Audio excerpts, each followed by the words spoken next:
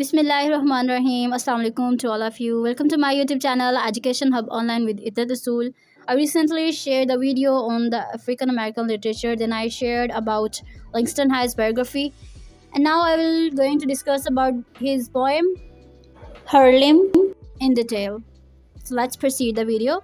Today we will going to discuss about the poem line by line. Then we will discuss the themes and the reason why he wrote this poem, and then we discuss the summary shortly.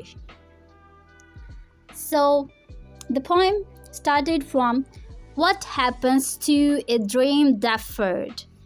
क्या हुआ कि एक जो ख्वाब है वो denied हो गया, वो होल्ड पे चला गया, ठीक है, पोस्टपोन कर दिया गया. Does it dry up? क्या वो सूख गया? Like a raisin in the sun, जैसे किशमिश जो है वो धूप में सूख जाती है. जो अंगूर होते हैं वो हम धूप में रखते हैं और वो सूख के किशमिश बन जाती है ना, यहाँ पे उसके साथ इसको कंपेयर किया गया है.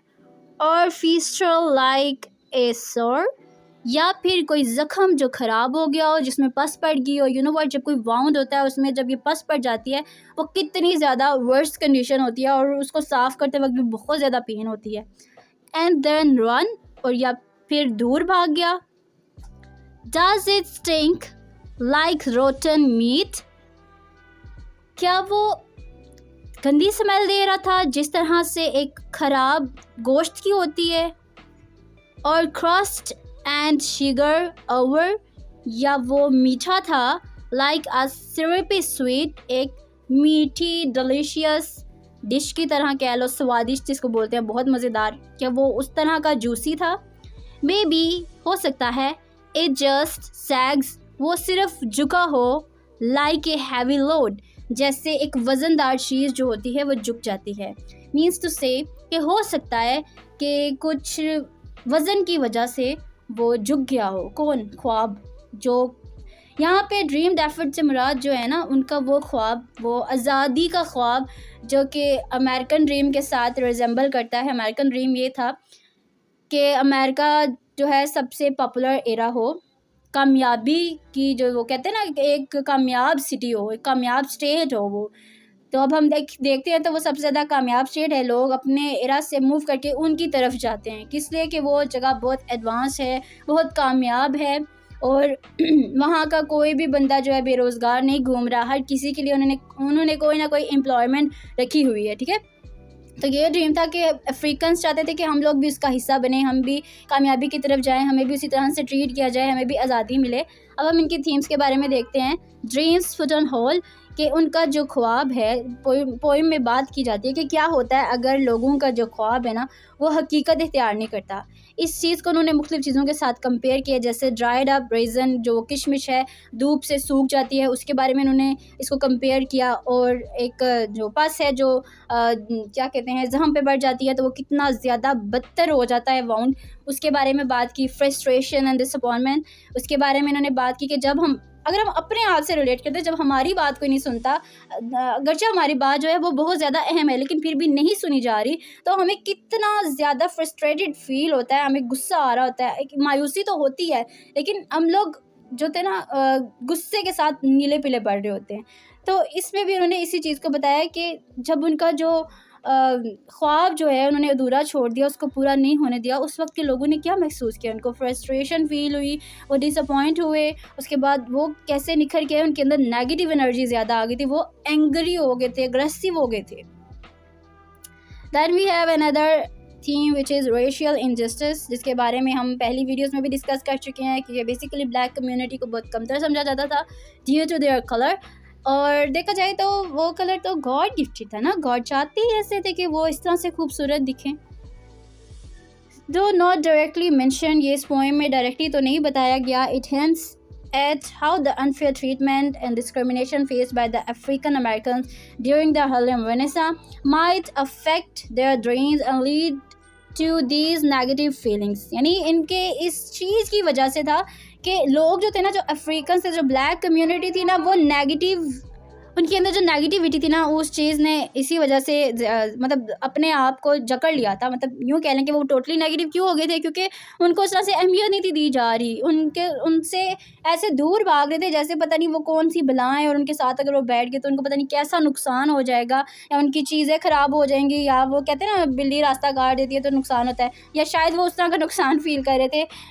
इस पॉइंट से ना यही देखने को मिलता है कि कितना ज़्यादा रेसिज्म था और कितनी ज़्यादा डिस्क्रिमिनेशन थी कि लोग जो हैं अपने जैसे इंसान को एक्सेप्ट नहीं कर रहे सिर्फ़ और सिर्फ एक रंग की वजह से। और हमें इसके अंदर अनसर्टेनिटी का थीम भी देखने के लिए मिलता है, जिसमें हम ये चीज़ देखते हैं कि इसमें एक क्लियर आंसर तो नहीं है कि हुआ क्या था असल में एक डेफर ड्रीम के साथ, ठीक है, लेकिन इस चीज़ को लोगों पे छोड़ दिया गया कि आप इसको सोचिए और इंटरप्रेट करें अपने वे में, अपना ओपिनियन दें कि आपने इस चीज़ से क्या फ़ील किया कि ये पोएम बेसिकली क्या चीज़ बताना चाह रही है, ठीक है।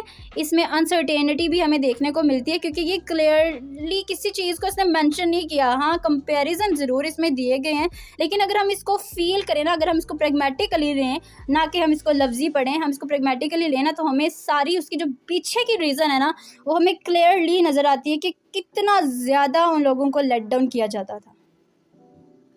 And now we see what is the reason behind this poem. Langston Hughes ने इस पोएम को लिखा था जब अफ्रीकन अमेरिकन फेस कर रहे थे डिस्क्रिमिनेशन को, और उनको वो चीज़ नहीं मिल रही थी जो कि अफ्रीकन्स को दी जा रही थी, सॉरी अमेरिकन्स को दी जा रही थी, ठीक है। उनको इक्वल राइट नहीं था मिल रहा, इक्वल ट्रीटमेंट नहीं था मिल रहा, उनको रिस्पेक्ट ही नहीं थी दी जाती। उसके बाद इस पोएम में उन्होंने उन चैलेंजेस के बारे में, उस इनजस्टिस के बारे में बात की जिसने लोगों को भी, सिर्फ लोगों को नहीं अफेक्ट किया बल्कि लोगों के ख्वाब भी तोड़ दिए, ठीक है। सो अगर हम सादा लफ्ज़ों में बात करते हैं, ये जो पोएम है वो उदासी, फ्रस्ट्रेशन से रिलेट करती है जो लोगों के अंदर पैदा हुई जब उनके ख्वाब को कुचल दिया गया, डिले कर दिया, डिनाई कर दिया, अनफेयर ट्रीटमेंट और जो उस वक्त के सर्कमस्टांसिस थे उसकी वजह से, और उसके बाद इनके अंदर नेगेटिव फीलिंग्स ज़्यादा होगी। इस पोएम में जो है बेसिकली हमारे जो लिंगस्टन हाई हैं, जो ये पोइट हैं, उन्होंने अपनी फीलिंग को एक्सप्रेस किया कि उस वक्त जो हो रहा था, जो इन्होंने फेस किया, क्योंकि इसी वजह से इन्होंने अपनी यूनिवर्सिटी को लेफ्ट कर दिया था, क्योंकि वहाँ पे इनको भी इस चीज़ का बहुत ज़्यादा सामना करना पड़ा। लोग, उनके जो फेलोज़ थे, वो सब इनको क्रिटिसाइज़ करते थे कि ये काले क्यों हैं, ये ऐसे क्यों हैं, वैसे क्यों हैं, जिसकी वजह से इन्होंने अपनी यूनिवर्सिटी भी छोड़ दी और फिर इन्होंने क्या किया, लिखना शुरू कर दिया। और कहा जाता है कि ये ना हार्लेम रेनेसां की एक, यूँ कह लो कि ये अफ्रीकन पीपल की ना वॉइस थी, आवाज़ थी उनकी ये। अब अगर हम समरी की तरफ जाते हैं, वैसे तो लाइन बाय लाइन अगर कर दिया जाए तो बंदा उस समरी लिख सकता है, लेकिन फिर भी शॉर्टली डिस्कस कर लेते हैं। इस पोएम में हार्लेम में जो पोइट हैं वो इस बारे में बात कर रहे हैं कि होता क्या है अगर एक इंसान का ख्वाब अधूरा रह जाता है, पूरा नहीं होता। उन्होंने इस चीज़ को कंपेयर किया मुख्तलिफ़ चीज़ों से, जैसे जो किशमिश है वो सूख जाती है और एक ज़ख़म जो है वो पस से बढ़ जाता है, और अगर जो मीट है वो ख़राब हो जाता है, गंदी स्मेल आती है उससे, वो बर्दाश्त भी नहीं हो सकता बंदे से। इन चीज़ों के कंपैरिजन से उन्होंने हमें ये चीज़ शो करवाई है कि जब कोई ख्वाब जो है ना साइड पे रख दिया जाए, उसको पूरा ना किया जाए, ब्लॉक कर दिया जाए, तो वो लोगों को अग्रेसिव फील करवाता है, वो फ्रस्ट्रेशन की तरफ लेके जाता है। सम टाइम ऐसा होता है कि वो फट जाता है एकदम से, वो कहते हैं ना जैसे एक्सप्लोड करते हैं, धमाका जैसे होना, गुस्से के साथ, शिद्दत के साथ। डिसअपॉइंटमेंट बहुत ज़्यादा थी उस वक्त, क्योंकि उस वक्त डिस्क्रिमिनेशन बहुत ज़्यादा थी, रेशियल सेग्रीगेशन बहुत ज़्यादा थी, ना तो ब्लैक कम्युनिटी को रिस्पेक्ट दी जा रही थी, ना ब्लैक कम्युनिटी के इक्वल राइट्स दिए जा रहे थे। वो लोग सफ़र कर रहे थे, हर लिहाज से उन लोगों को कमतरी का सामना करना पड़ रहा था। I hope you all get the point of Harlem poem, which is written by Langston Hughes, जो कि अफ्रीकन अमेरिकन लिटरेचर को प्रमोट करते हैं और हिस्ट्री में इनका बहुत अहम किरदार है।